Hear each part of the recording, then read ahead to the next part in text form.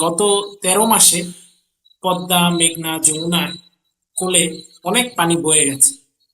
তো এই যে তরুণদেরকে বিপথে নিয়ে গিয়ে জুলাই আগস্টের যে জঙ্গি উত্থান, এই ঘটনা ঘটানোর পিছনে যেই সন্ত্রাসী মানসিকতার এই সমস্ত তরুণ বয়সের উচ্ছৃঙ্খল ক্ষমতালোভী ছেলেরা ছিল, তাদের ভবিষ্যৎ পরিণতি আসলে এটাই হবে যে বাংলার জনগণ তাদেরকে পেদাতে পেদাতে এই পদ্মা, মেঘনা, যমুনার পার দিয়ে হাঁটিয়ে হাঁটিয়ে নিয়ে বঙ্গোপসাগরে গিয়ে ফেলবে।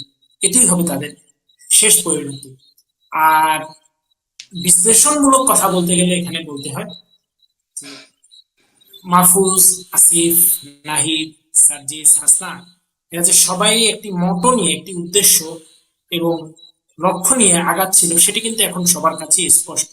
অরাজনৈতিক প্ল্যাটফর্ম, বৈষম্য বিরোধী, এ সকল নাম দিয়ে তারা যে শুধুমাত্র তরুণদের সাথে প্রতারণাই করেছে, তরুণদেরকে ব্যবহার করে, এদেশের ইয়ং জেনারেশনকে, জেনারেশন জেড কে ব্যবহার করে তারা যে অবৈধভাবে ক্ষমতার মসনদে একজন ক্ষমতা লোভী, সুদী, খুনি, ফ্যাসিস্ট, জবরদখল ভাবে দেশ ধ্বংসকারী ইউনূসকে তারা ক্ষমতার মসনদে বসানোর জন্য এই সকল মেগা নাটকের মঞ্চায়ন করেছে, সেটি কিন্তু এখন স্পষ্ট।